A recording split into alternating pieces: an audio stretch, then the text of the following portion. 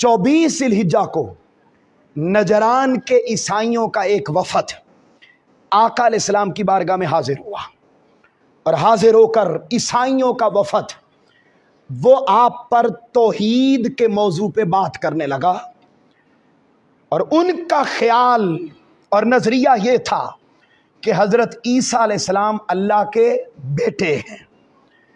آقا علیہ السلام نے دلائل ارشاد فرمائے کہ حضرت عیسیٰ علیہ السلام اللہ کے بول دیں یار، سادہ سی بات کر رہا ہوں، اللہ کے بیٹے، یہ آپ کو ساتھ سمجھانے کے لیے چلاتا ہوں تاکہ بات سمجھ میں آ سکے۔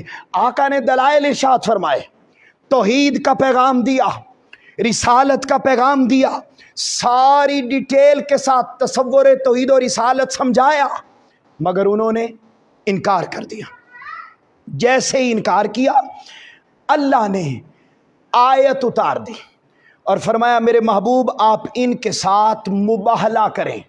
مباہلہ یہ ہوتا ہے کہ جب کسی معاملے میں دونوں فریقوں کا آپس میں ایک کا نہ ہو، ون پوائنٹ پر اکٹھے نہ ہو سکے، جیسے ان کا نقطہ نظر تھا حضرت عیسیٰ علیہ السلام اللہ کے بیٹے اور توحید کا وہ انکار کر رہے تھے، ادھر آقا علیہ السلام توحید کا اقرار کر رہے تھے، ایک کا جب نہ ہوا، بات تسلیم نہ کی، تو آقا علیہ السلام کو اللہ نے حکم ارشاد فرمایا میرے محبوب ان سے مباہلہ میں یہ ہوتا ہے کہ دونوں فریق ایک کھلے میدان میں چلے جاتے ہیں اور جا کر اللہ کی بارگاہ میں دعا کرتے ہیں، مولا جو ہدایت پر ہے اسے سلامت رکھ، اور جو ہدایت پر نہیں اس پر اپنی لعنت فرما اور اسے یہی موت کے گھاٹ اتار دے۔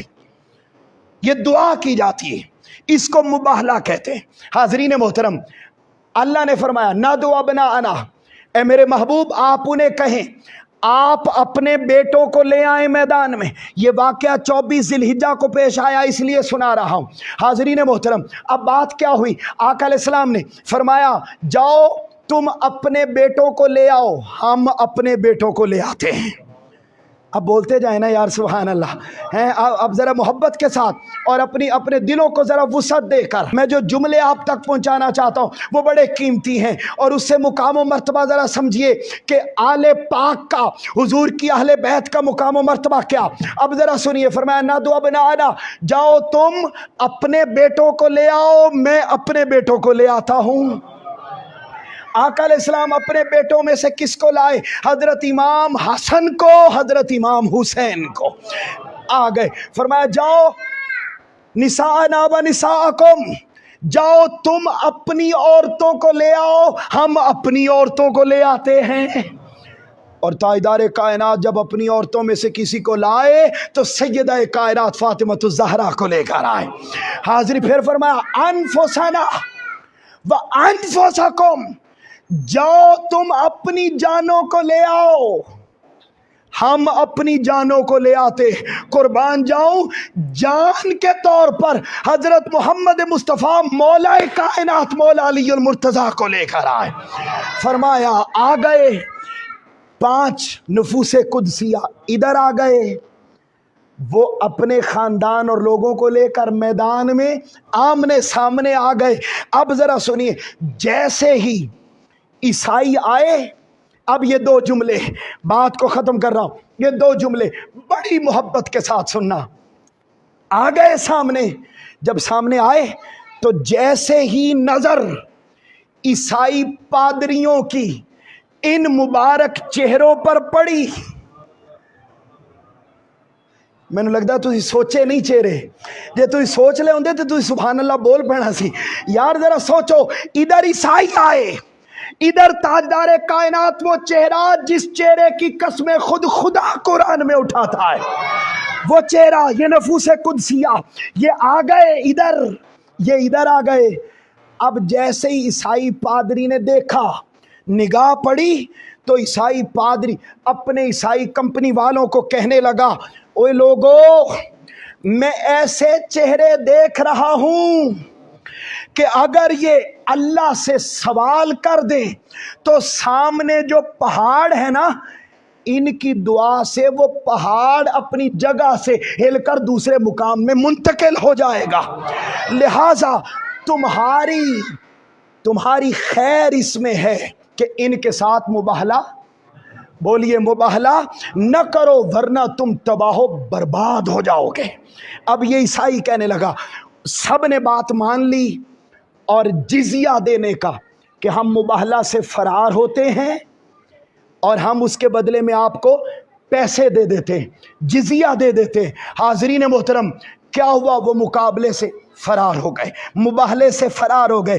اب ذرا سنیے آقا علیہ الصلوۃ والسلام نے کیا جملے ارشاد فرمائے۔ کل کتب حدیث، کل کتب سیرت، کل کتب تاریخ بڑی بڑی ہیں ان جملوں کے ساتھ۔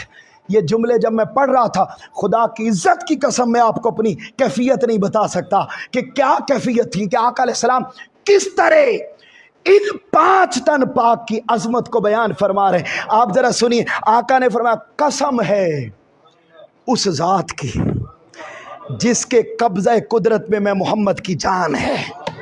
فرمایا قسم اٹھا کے فرمایا اگر آج یہ مباہلہ کر لیتے، آج اگر یہ مباہلہ کر لیتے تو اللہ کی عزت کی قسم، اللہ کا عذاب میں اپنی آنکھوں سے اہل نجران پر اترتا دیکھ رہا تھا، اور میں یہ دیکھ رہا تھا کہ مباہلے کے بعد ان سب کو جانور بنا دیا جاتا، ان کی وادی میں آگ برستی رہتی، یہاں تک کہ ان کی وادی میں پائے جانے والے درخت بھی جل جاتے، پرندے بھی جل جاتے، اور سال ختم ہونے سے پہلے یہ ہے دشمنی اہل بیت، یہ ہے بغض اہل بیت، اگر کسی دل میں آ جائے تو جیسے نجران کی وادی میں اللہ کا عذاب اترتا ہے، ایسے ہی کسی دل میں حضور کی آل کا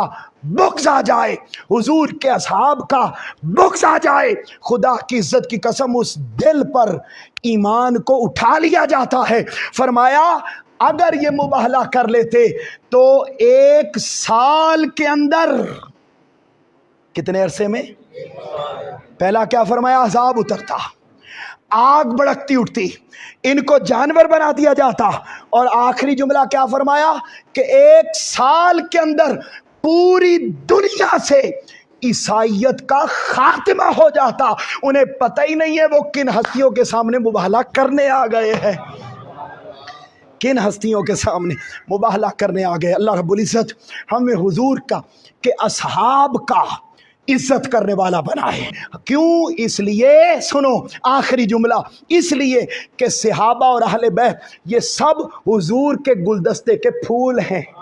اونچا اونچا بولیے، کیا حضور کے گلدستے کے؟ اگر ہم ان پہ بات کرتے ہیں تو یاد رکھ لو ہم ان پہ نہیں، اس پھولوں کے والی پہ بات جائے گی۔ اتنی بڑی جسارت نہ کرنا، عمر بھر ادب کا پیکر رہ کر، محبت کا پیکر رہ کر ان کی تعلیمات کو سننا، سمجھنا اور پھر اس کے مطابق خود کو بدلنا، یہی ایک مسلمان اور مومن کا کام۔ اللہ رب العزت حضور کی آل کا غلام بنائے، حضور کے اصحاب کا ادب اور محبت کرنے والا بنائے۔ وما علینا الا البلاغ المبین۔